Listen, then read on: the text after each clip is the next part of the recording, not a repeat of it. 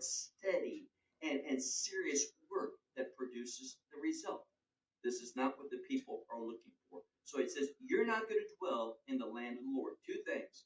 Notice how Israel is referred to, the land of the Lord.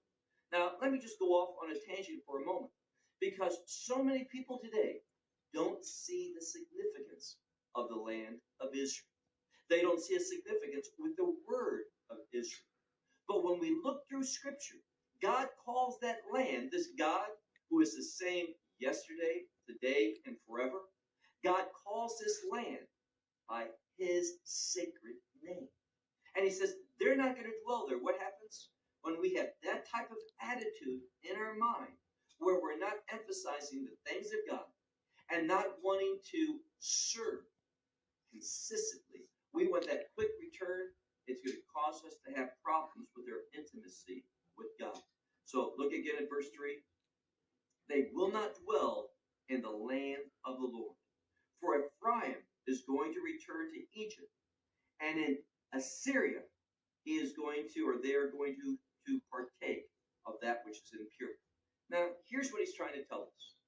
When we seek things that we ought not, when we pursue the things that don't belong to God, when we have the mindset that is rooted in quick profit, getting something from nothing, violating the things, the principles of God, and thinking that we're going to benefit from it, what's going to be the outcome?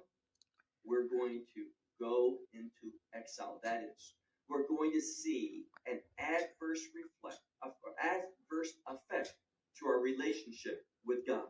So he says in this passage, he says, they're going to what? They're going to partake, consume. It's just a normal word for eat, that which is impure and unclean. Now, what's he trying to say here? Well, there's something that's kind of underneath this verse. There's something that God has placed there for us to study and understand.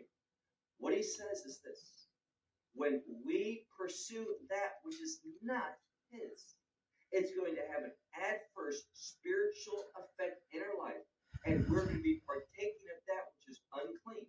What does that mean? Those things that hinder God's work in our life.